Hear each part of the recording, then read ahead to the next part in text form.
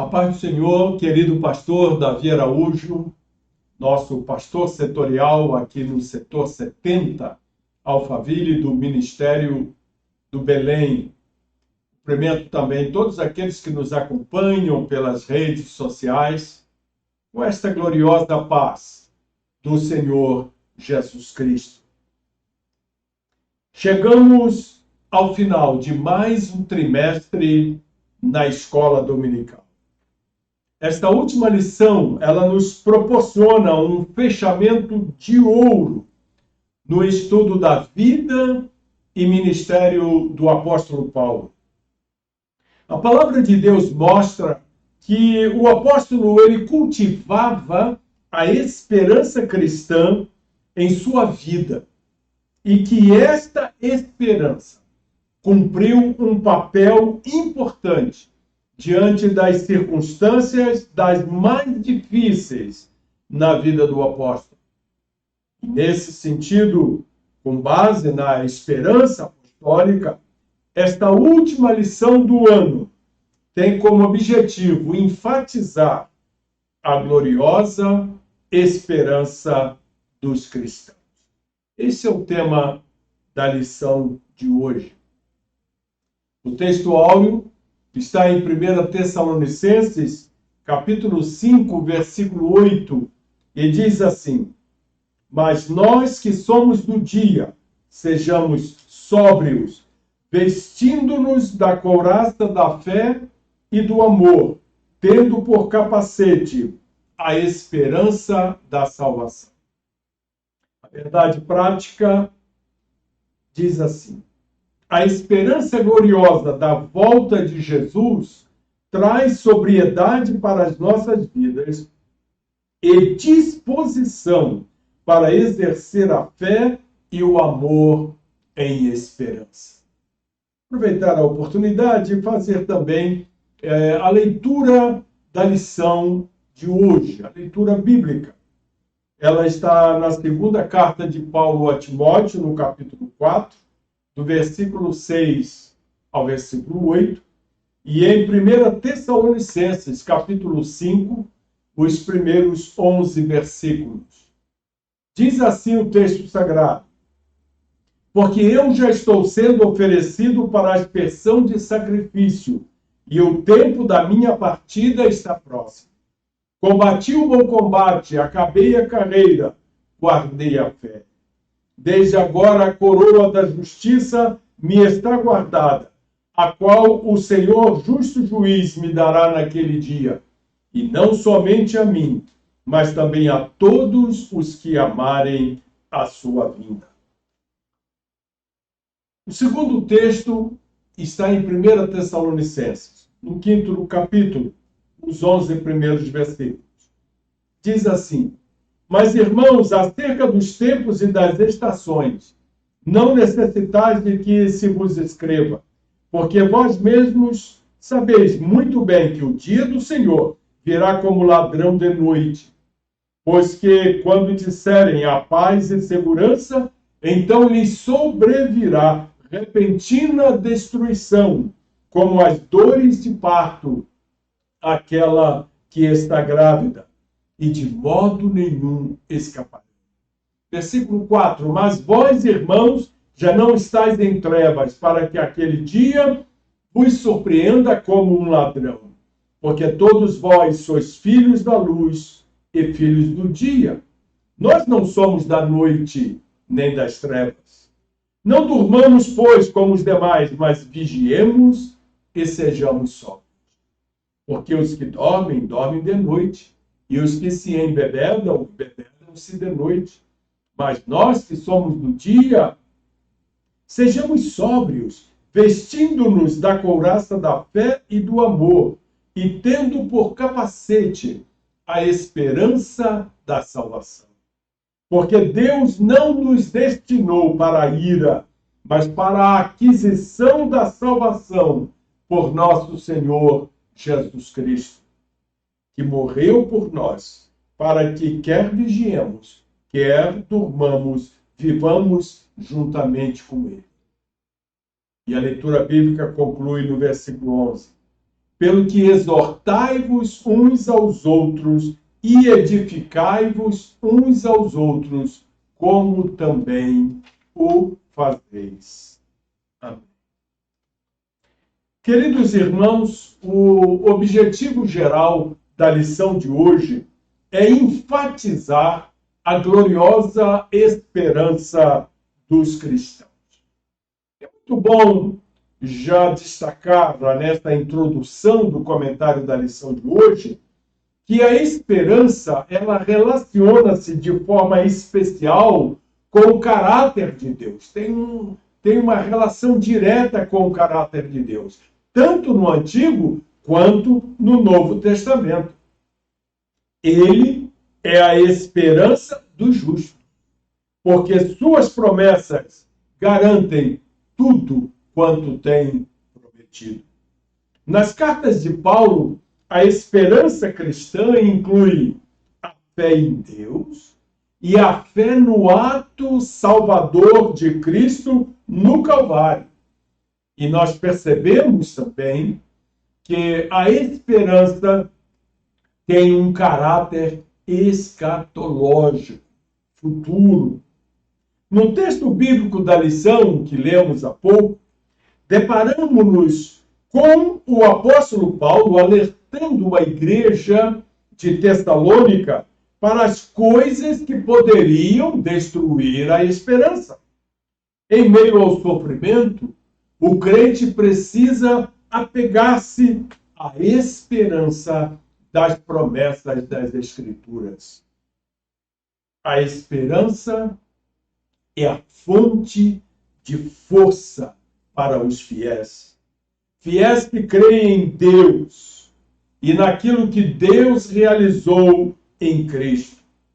E a garantia dessa esperança está no fato de que o Espírito Santo fortalece a nossa fé e que, se morrermos, temos uma herança eterna com Deus em sua glória.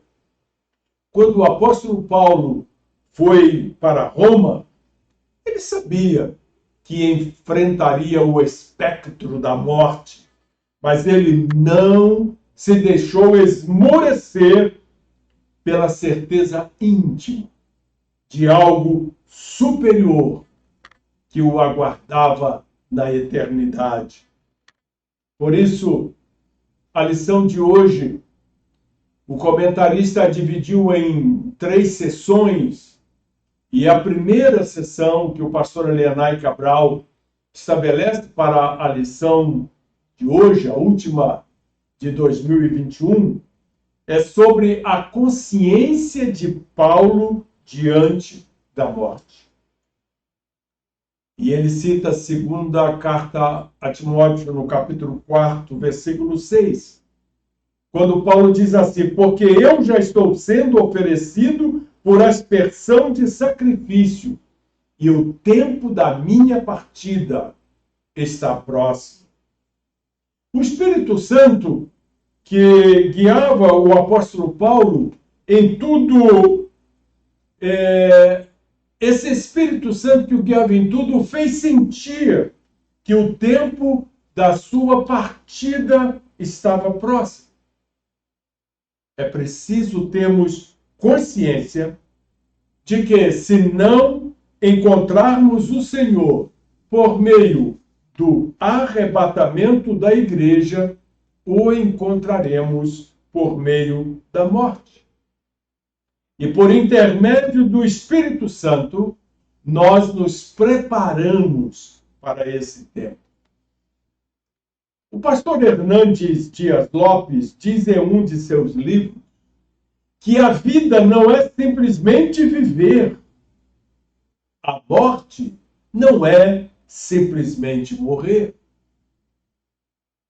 Em 2 Timóteo, versículos 6 a 8 do capítulo 4, Paulo faz uma profunda análise do seu ministério. E antes de fechar as cortinas da sua vida, ele comenta a respeito do seu passado, do seu presente e do seu futuro. Acompanhemos a sua análise. Vem comigo. Paulo olhou para o presente com serenidade.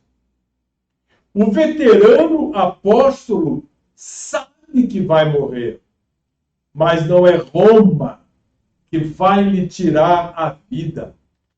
É ele quem vai oferecê-la a Deus.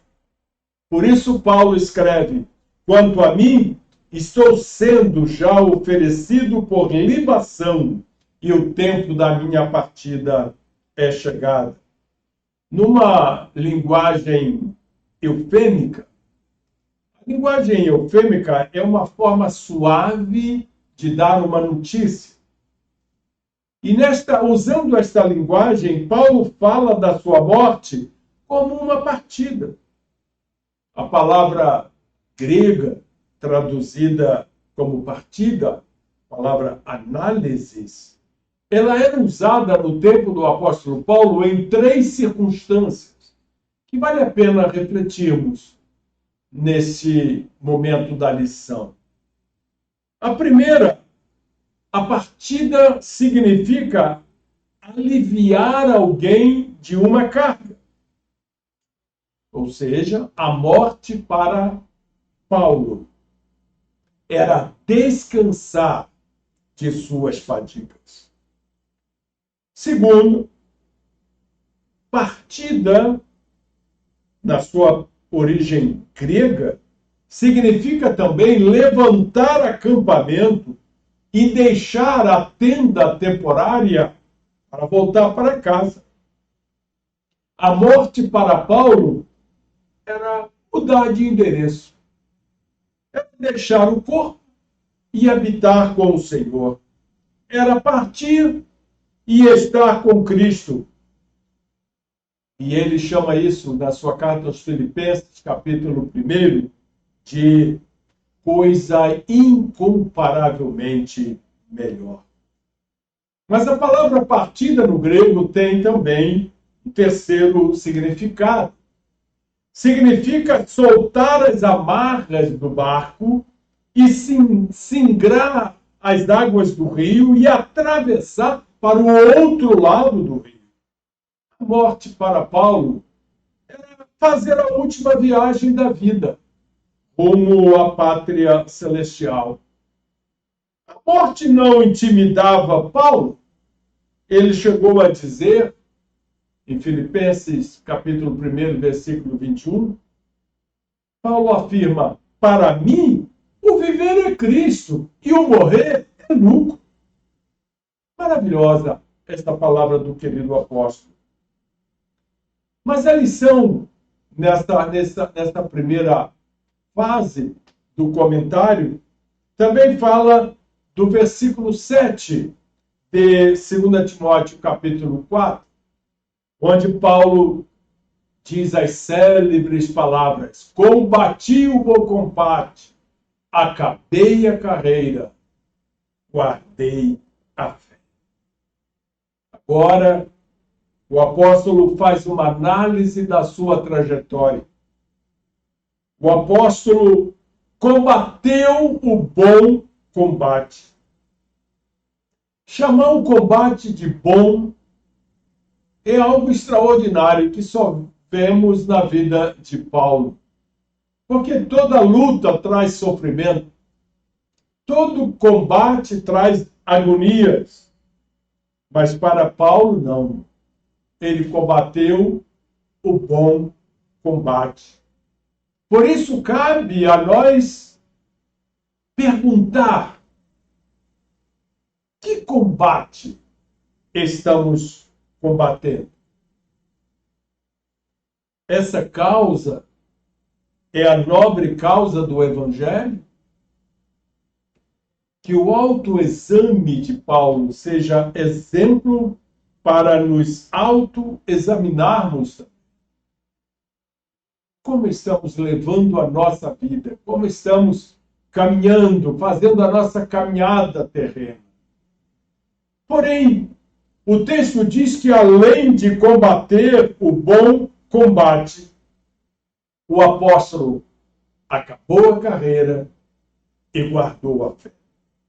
Mais importante do que começar é a forma como terminaremos a carreira. Esse é um ensino que eu guardei do meu pai. O meu pai, nos seus últimos anos de vida, ele repetia isso para mim com uma certa frequência. Ele dizia: Eude, precisamos vigiar quando vai se aproximando o fim da nossa vida. Porque mais importante do que começar é a forma como terminaremos a carreira. Nós vemos aqui no texto que acabamos de mencionar que o apóstolo Paulo, ele tinha consciência da carreira que percorreu e a fé que guardou. O apóstolo nos ensina que é preciso olhar para o futuro com a certeza do nosso galardão e enxergar pela fé que o nosso trabalho não é vão no Senhor, pois há uma coroa de justiça guardada para cada crente em Jesus. Maravilhosa essa verdade. É o que Paulo diz no versículo 8. Desde agora, a coroa da justiça me está guardada, a qual o Senhor, justo juiz, me dará naquele dia, e não somente a mim, mas também a todos os que amarem a sua vida. Esta foi a primeira parte da lição. A pastora Elianai Cabral, comentarista deste trimestre, na segunda parte da lição, ele fala sobre a doutrina bíblica de Paulo sobre a volta do Senhor. E é sobre isso que vamos meditar agora. Ele menciona no capítulo 5 da sua primeira carta aos Tessalonicenses que o assunto da parousia, ou seja, a volta de nosso Senhor, que foi iniciado lá no capítulo 4 da sua carta, este ensino tem continuidade no capítulo 5. E Paulo nos ensina com muita clareza as duas fases da vinda de Jesus. Muitas pessoas pensam que Jesus vai vir 3 vezes. A primeira vez como nosso Salvador, na sua caminhada terrena. A segunda vez no arrebatamento da igreja. E a terceira vez quando ele virá em glória e todo olho verá. Mas não é assim. Só teremos a segunda vinda de Jesus. Só que a segunda vinda de nosso Senhor Jesus Cristo terá 2 fases. 2 fases. A volta de Cristo se dará em 2 fases. A primeira apenas para os salvos. Para quem o nosso Senhor virá nas nuvens. Para se encontrar com a sua noiva, a igreja. Ele diz lá em 1 Tessalonicenses, capítulo 4, versículo 15 e 16. Dizemos-vos, pois, isto pela palavra do Senhor, que nós, os que ficarmos vivos para a vinda do Senhor, não precederemos os que dormem, porque o mesmo Senhor descerá do céu com alarido e com voz de arcanjo e com a trombeta de Deus, e os que morreram em Cristo ressuscitarão primeiro. O apóstolo nos mostra que, nesta ocasião, os mortos em Cristo ressuscitarão primeiro e os vivos serão arrebatados para estarem com o Senhor nos ares. Esta primeira fase da segunda vinda de Jesus é uma fase invisível para o mundo. Nenhum olho verá. Somente os olhos dos salvos contemplarão esse momento. Entretanto, na segunda fase da vinda do Senhor, como diz em Apocalipse capítulo 1, versículo 7, todo o olho o verá. Será uma chegada em que nosso Senhor descerá em glória, na segunda fase, e literalmente será visto pelo mundo todo, especialmente pelos judeus. Olha só o que nos revela o texto de Zacarias, capítulo 14, versículos 2 e 3. Porque eu ajuntarei todas as nações para a peleja contra Jerusalém, e a cidade será tomada, e as casas serão saqueadas, e as mulheres forçadas, e metade da cidade sairá para o cativeiro, mas o resto do povo não será expulso da cidade. E o Senhor sairá e pelejará contra estas nações, como pelejou no dia da batalha. Nessa ocasião, Jesus Cristo livrará pessoalmente a nação de Israel dos exércitos reunidos pelo anticristo, desfazendo-os com seu poder e vencendo o anticristo, o falso profeta e o diabo, para implantar o reino do milênio. É o que diz Apocalipse, capítulo 19, do versículo 11 ao versículo 16. E vi o céu aberto, e eis um cavaleiro branco. O que estava sentado sobre ele chama-se Fiel e Verdadeiro, e julga e peleja com justiça.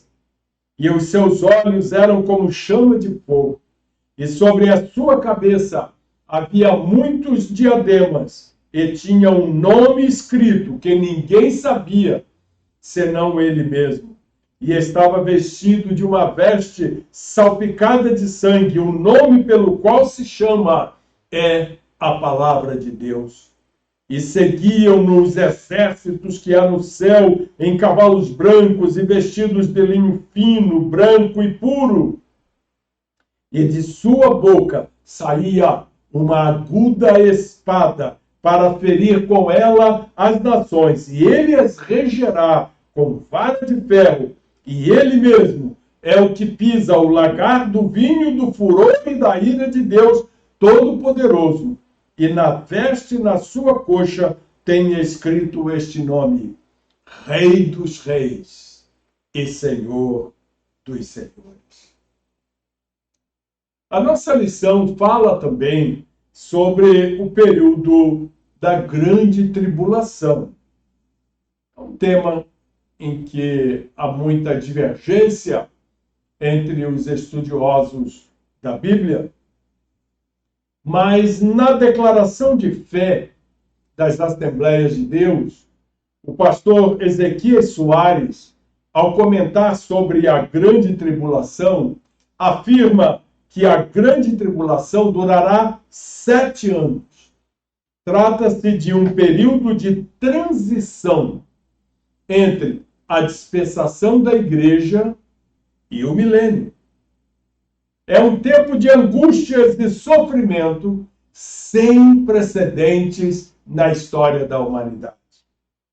Mateus, capítulo 24, versículo 21, diz assim: porque haverá então grande aflição, como nunca houve desde o princípio do mundo até agora, nem tampouco haverá jamais. Os profetas falaram sobre esse dia, como foi o caso de Jeremias, Daniel, Joel, entre outros. Esse período é também conhecido na Bíblia como o Dia do Senhor no Antigo Testamento e também no Novo Testamento. E terá seu início somente depois que a igreja for arrebatada da terra. Quando o anticristo instalar o seu governo mundial, não estaremos mais aqui.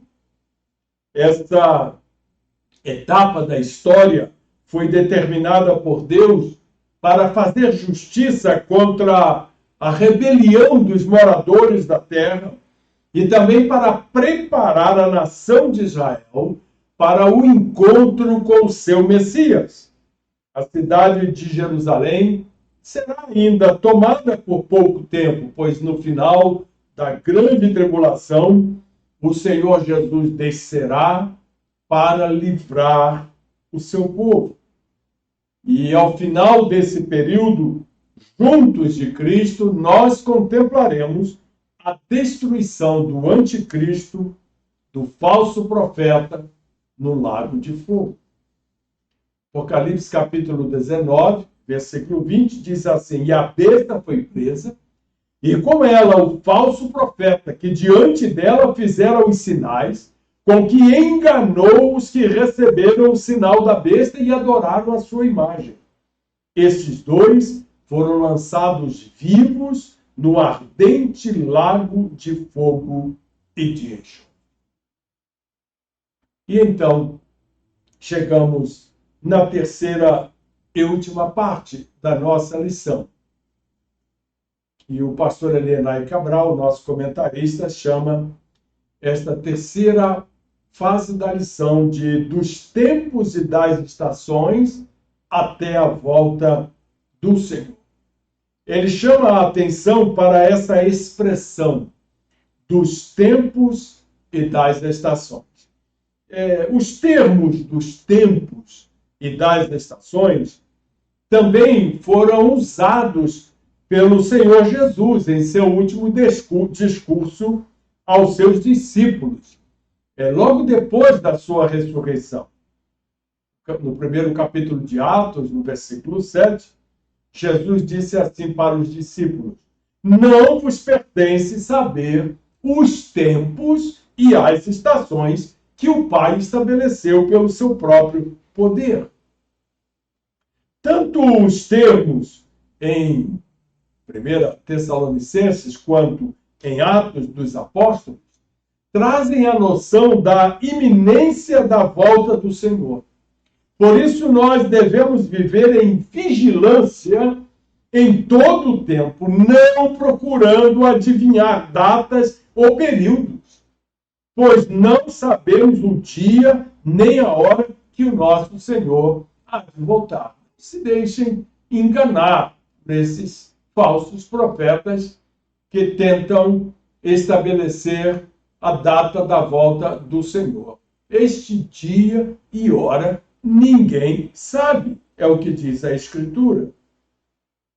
Mas então, para concluir o comentário da lição, o comentarista fala de dois temas que devem estar presentes sempre em nossas pregações: Espírito e porvir. Como pentecostais clássicos que somos, a promessa do batismo no Espírito Santo com evidência de falar em línguas deve estar em nossos lábios. Preguemos sobre isso. Estimulemos a igreja a buscar essa promessa. Todavia, a promessa da bendita esperança deve estar também em nossa proclamação. Não deixemos de dizer: Jesus em breve voltará. A igreja de Cristo nasceu no fogo e debaixo da promessa de sua volta.